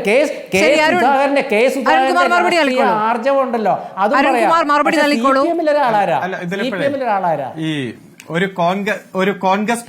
ഒരു കോൺഗ്രസിന്റെ പ്രതിനിധി വന്നിരുന്നാൽ പറയുന്നതിനേക്കാൾ ഉപരി സാങ്കല്പികമായിട്ടുള്ള നിരവധി കാര്യങ്ങൾ പറയാൻ ശേഷിയുള്ള ആളാണ് ശ്രീ N. ശ്രീകുമാർ എന്നതുകൊണ്ട് ഇതൊക്കെ ജനം വിശ്വസിച്ചു എന്ന അദ്ദേഹം ആത്മസംതൃപ്തി അണിഞ്ഞോട്ടെ. ഈ കേരളത്തിൽ ആകെ 4 മുഖ്യമന്ത്രിമാരാണ് കോൺഗ്രസിനുണ്ടായിരുന്നത്. അതിൽ 3 മുഖ്യമന്ത്രിമാരുടെ കുടുംബം ഇപ്പൊ BJP-യിലാണ്. അങ്ങേക്കറിയോ ശ്രീ മോഹൻ ശങ്കർ ആരാണെന്ന്, അനിൽ ആന്റണി ആരാണെന്ന്, പത്മജ വേണുഗോപാൽ ആരാണെന്ന്? ഉമ്മൻചാണ്ടിയുടെ മോൻ ഒഴിച്ച് ബാക്കി എല്ലാവരുടെയും മക്കൾ BJP പോയി. എന്നിട്ട് ആ സമയത്തൊന്നും ഒരു പ്രതിരോധിക്കാൻ കഴിയാത്തവർ വന്നിരുന്നിട്ട് പറയുകയാണ് CPM ഇന്ന് ആരെങ്കിലും BJP പോയാൽ ഞങ്ങൾക്ക് സന്തോഷമാണെന്ന്. ഞങ്ങളുടെ നിലപാട് കൃത്യമാണ്. ഒരാളും ഈ പാർട്ടിയിൽ നിന്ന് പോകുമ്പോൾ ഞങ്ങൾക്ക് വിഷമവും വേദനയൊക്കെ ഉണ്ട്. പക്ഷേ അതിനെയൊക്കെ ശക്തമായി പ്രതിരോധിക്കാൻ എത്രയോ ആളുകൾ പോയിരിക്കുന്നു. ഈ പാർട്ടിയുടെ സംസ്ഥാന സെക്രട്ടറി, കേന്ദ്ര കമ്മിറ്റി അംഗങ്ങൾ ചിന്തിക്കേണ്ട ഒരു കാര്യമുണ്ട്. ഏരിയ സെക്രട്ടറി എന്നാൽ സംഘടനാ സംവിധാനത്തിൽ ഏറ്റവും പവർഫുൾ ആയ ഒരു പൊസിഷനാണ്. അങ്ങനെ ഒരു പൊസിഷനിൽ വർഷങ്ങളോളം ഇരുന്ന ഒരു വ്യക്തിയാണ്. അങ്ങനെ വർഷങ്ങളോളം ഇരുന്ന ഒരു വ്യക്തിയാണ് മോദി ആരാധകനാണ് എന്ന് പറഞ്ഞൊരു സുപ്രഭാതത്തിൽ പോകുന്നത്. സ്ഥാനം നഷ്ടപ്പെടുന്ന പിറ്റേ ദിവസം നാളെ അദ്ദേഹം അത് ഞങ്ങൾക്ക് ബോധ്യമുണ്ട്, കാവി പുതയ്ക്കാൻ പോവുകയാണ്. അത്രയ്ക്കും എളുപ്പമാണ്, അത്രയ്ക്കും എളുപ്പമായിരിക്കുന്ന കാര്യങ്ങൾ. ആ പോയതിന്റെ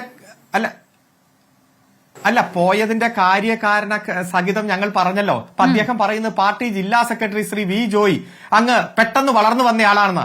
SFIയുടെ ജില്ലാ നേതാവായി, DYFIയുടെ ജില്ലാ നേതാവായി 15 വർഷം തുടർച്ചയായി കോൺഗ്രസ് ജയിച്ച വർക്കല മണ്ഡലം തിരിച്ചുപിടിച്ച്, 27 കൊല്ലം തുടർച്ചയായി കോൺഗ്രസ് ജയിച്ച അഴൂർ പഞ്ചായത്ത് തിരിച്ചുപിടിച്ച്, ഈ ചെറുപ്രായത്തിനിടയിൽ എത്ര മികച്ച പ്രവർത്തനം നടത്തി.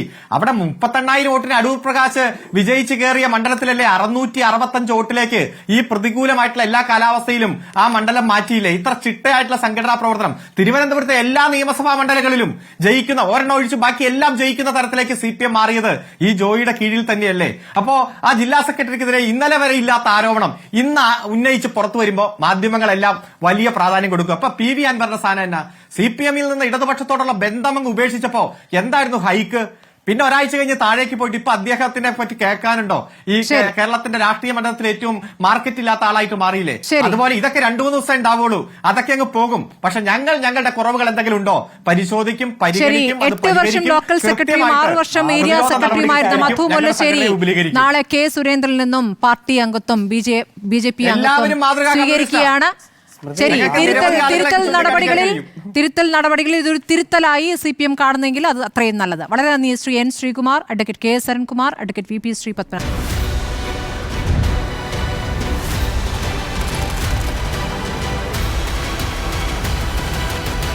ഡിബേറ്റ് വിത്ത് സ്മൃതി പരുത്തിക്കാട്.